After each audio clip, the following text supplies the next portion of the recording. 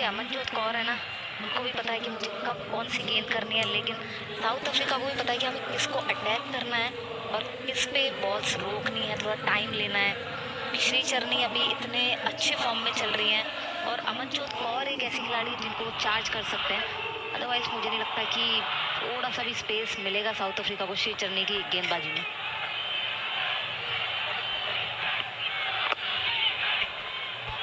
अंतिम गेंद पे भी स्ट्राइक रोटेशन अच्छा ओवर है दक्षिण अफ्रीका के लिए।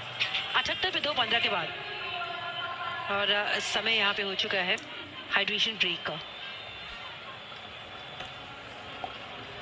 कुछ खूबसूरत आज हमें वो नज़ारे देखने को मिले।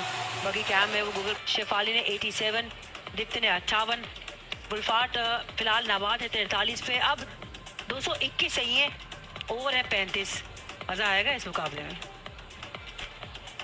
रन चेज ग्राउंड कहाँ जाता है?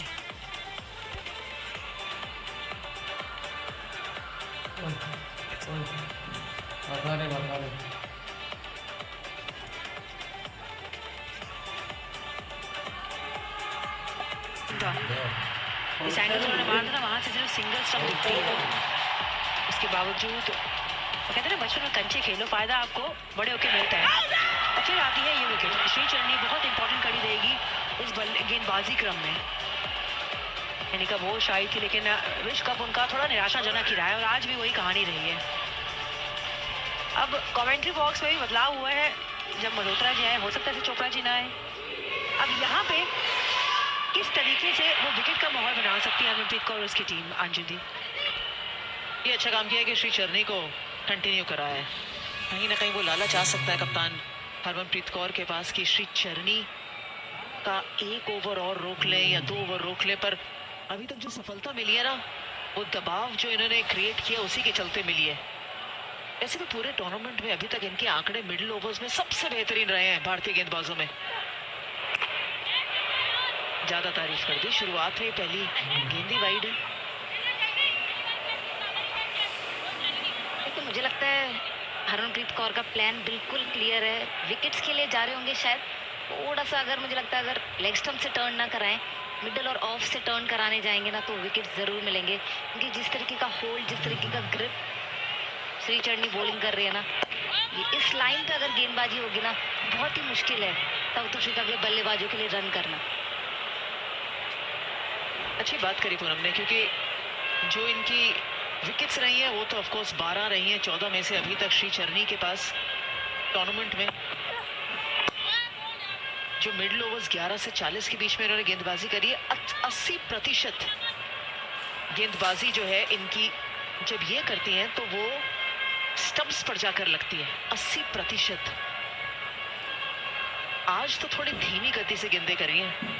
शायद एक चीज जो इन्होंने साउथ अफ्रीकन गेंदबाजों से सीखी हो कि कितना तेज या धीरे करना है।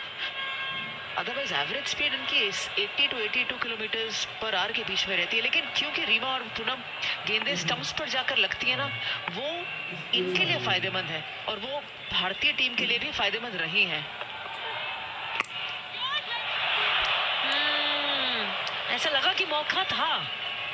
गति परिवर्तन करती है, ये आज कर भी रही है। बिल्कुल सही कहा आपने अंजुम दी, लेकिन इनकी सफलता की कुंजी वही है कि स्टंप्स पे अटैक करना, बैटर को फोर्स करना नहीं। टप्पा पड़ा था। इनकी एक ही गेंद बहुत महत्वपूर्ण रहेगी। और लॉरा की यहाँ पे ना एक ही रणनीति लग रही है पूनम और अंजुम दी की लंबी बैटिंग करें। जब ये लंबी बैटिंग करते हैं धीरे धीरे ना वो एक्सेलरेशन पे भी पैर रखती हैं। यही इनका पैटर्न रहा है खेलने का। देखिए चाहेंगे कि अभी एक्सेलरेट करें, लेकिन श्री चरनी जिस तरीके की गेंदबाजी कर रही है ना, सटीक गेंदबाजी कह लीजिए, स्टंप टू स्टंप अटैक कर रही हैं, बिल्कुल भी हाथ खोलने का मौका नहीं दे रही। जब आप स्टंप्स पे अटैक करते हैं ना, तो आपके 3 चांसेस होते हैं। कैचेस भी आ सकते हैं, एलबी का चांस हो सकता है और बोल्ड का चांस बन सकता है।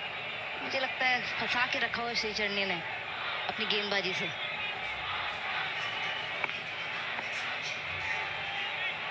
ये ओवर अभी तक सही घटा है, गति का भी मिश्रण किया है। पिछली गेंद सबसे तेज गेंद थी इस ओवर की। अब अंतिम गेंद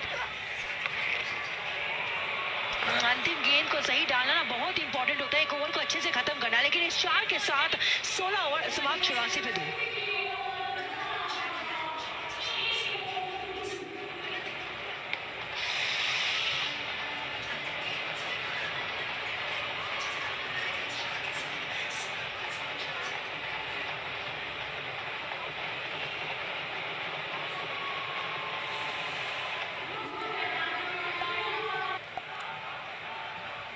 सबसे ज्यादा रन्स एक आईसीसी विमेंस एडिशन में लॉरा वुलवार्ट ने अपने नाम किया, 517 पे नाबाद, पहले नंबर में 509 पे हीली अब हो चुके हैं बाहर सेमीफाइनल्स में।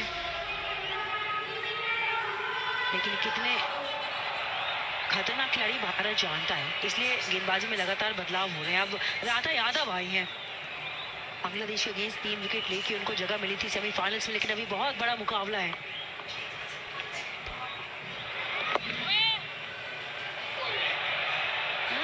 आपस में थोड़ी टकराव, लेकिन एक रन फिर भी मिल जाएगा।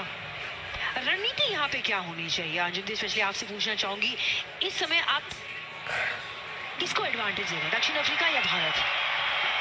जिस तरीके की शुरुआत रही है वो तो साउथ अफ्रीका की तरफ इस समय एडवांटेज है, क्योंकि रन बहुत दूर है, बहुत सारे भी हैं और सारे नहीं भी हैं, दोनों तरीके से देख सकते हैं आप। फाइनल में 350 रन बनना थोड़ा मुश्किल लगता है, लेकिन ये जरूर है कि 300 का आंकड़ा भारतीय टीम प्राप्त कर लेती तो थोड़ा सा और बेटर रहता। But having said that, 20-25 run जो कम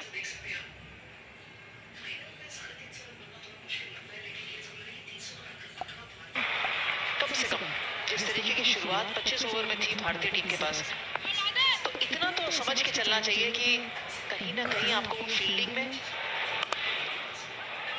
ये ऐसी खराब गेंदबाजी में कवर करवाने ही पड़ेंगे, ऑप्शन नहीं है आपके पास। बहुत समय था आपके पास वो गेंद रोकने का, लेकिन देखिए आपने चौका भी नहीं रोका और यहाँ कप्तान लॉरा वुलफार्ट के 50 भी हो गए। कैप्टन नॉक खेलती है लॉरा वुलफार्ट, पिछले मैच में शतक बना के इस मैच में पहुंचे, लेकिन वहीं से कहानी शुरू की है। इस बड़े फाइनल्स में अभी तक तो अपनी कहानी सुनहरे अक्षरों में लिखी है। अब पहला पड़ाव तो पार कर लिया पूनम, वो इस खराब गेंद में सही परिणाम और अपना अर्धशतक किया पूरा। देखिए इस बल्लेबाज को पकड़ना बहुत ही मुश्किल है, और ये देखिए एक और चौका।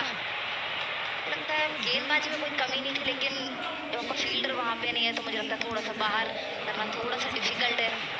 तो आप ऐसे प्लेयर को अगर ऐसी बॉल देंगे तो वो कन्वर्ट हमेशा चौके में करेंगे। तो पहला बॉल आपने लूप डाला, फिर ये दूसरा बॉल आपने थोड़ा शॉर्ट और बाहर डाला। रन तो बनेंगे ही बनेंगे, अब आपके ऊपर है कि आपके फील्डर कितना सपोर्ट करते हैं। साउथ अफ्रीका की फील्डिंग बहुत बेहतरीन थी।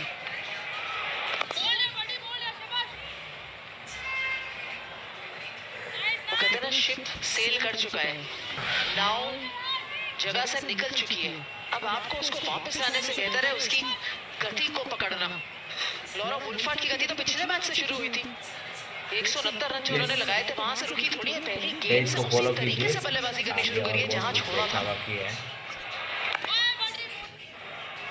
बड़े खिलाड़ी हैं, अच्छा ओवर साउथ अफ्रीका के लिए इस ओवर में आएगी।